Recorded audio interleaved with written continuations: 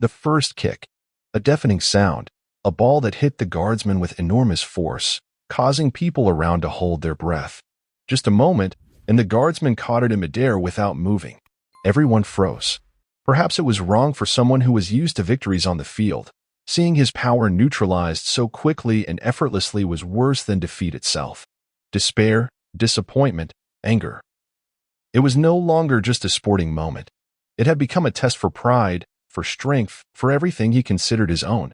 Looking at the static figure of the guardsman holding the ball in his hands as if it were just another element in his ceremony, he had no doubt that this was not just a game. And now all that remained was the decision, whether he could regain his victory or only confirm his powerless pride in front of others.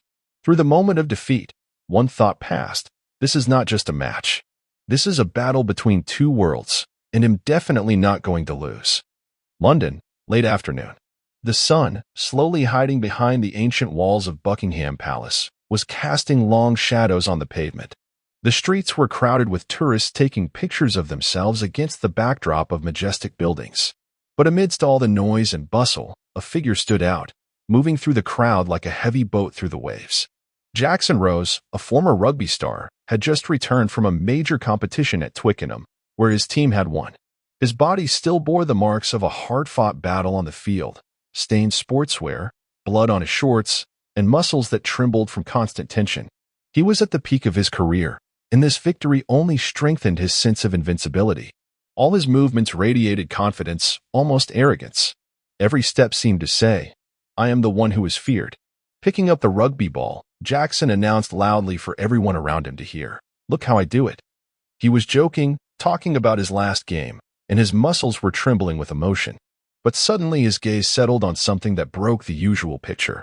A few meters away, there he stood, a royal guard. His back was straight and his gaze was frozen. He did not move. Only his uniform and unchanged metal helmet gave away his place in the picture. For Jackson, it was actually something disrespectful.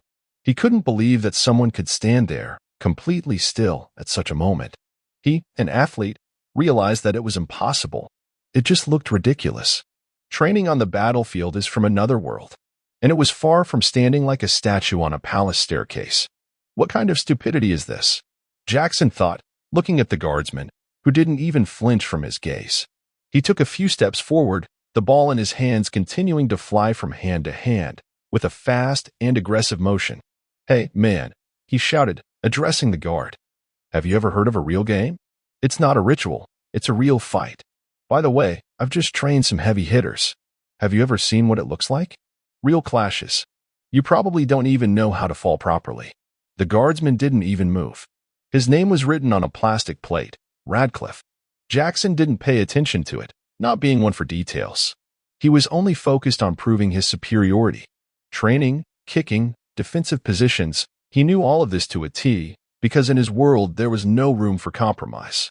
He hit the ball on the ground several times, creating even more tension. "Look at this, guys," Jackson exclaimed, addressing the tourists who stood off to the side and watched him. "That's it. When I get on the field, I don't stop for a moment. I'm like a blast wave. This is power."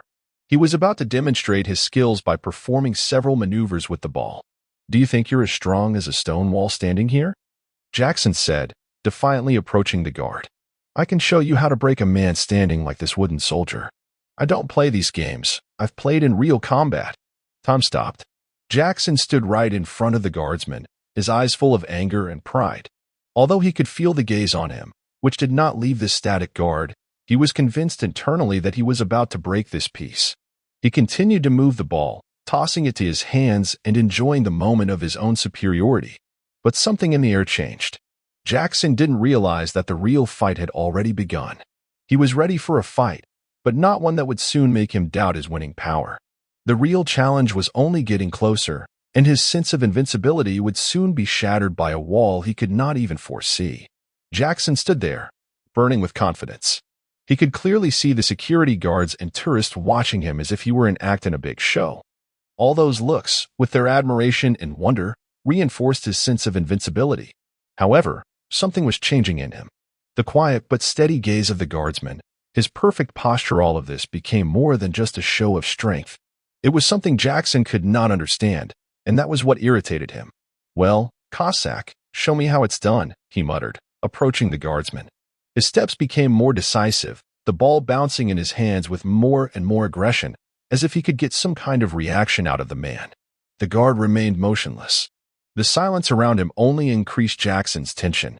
It seemed to him that this stare, which remained unchanged, was throwing him off balance. Perhaps he thought that he was just looking at another living statue. But the more he looked at the guardsman, the more this calmness seemed to him not just serene, but like a purposeful challenge. "Yeah, you're not moving, but that doesn't make you strong," Jackson shouted, approaching him, not holding back his emotions. He tossed the ball and interrupted its flight by abruptly changing direction.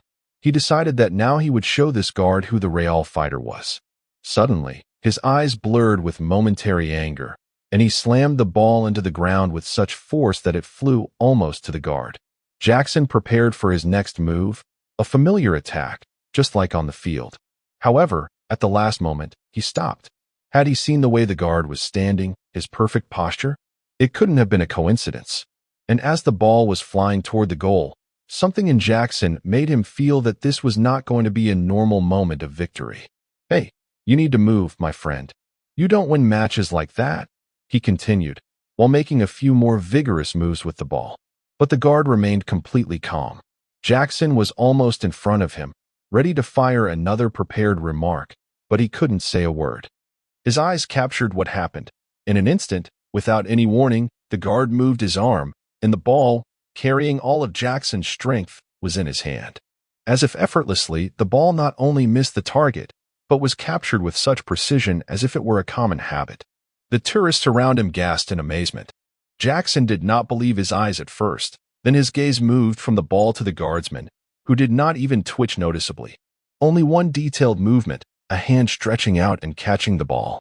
It looked so easy, so effortless, that even Jackson, a man who lived in struggle, began to doubt his own strength.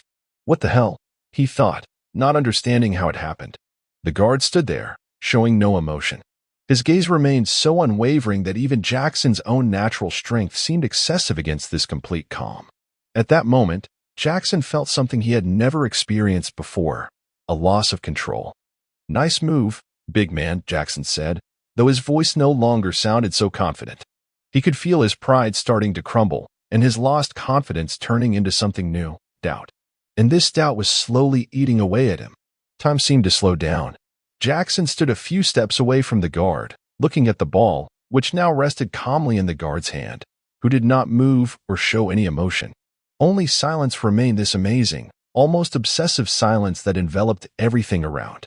The tourists, who had been interested and fascinated by his maneuvers just a few seconds ago, now began to look at him with undisguised surprise.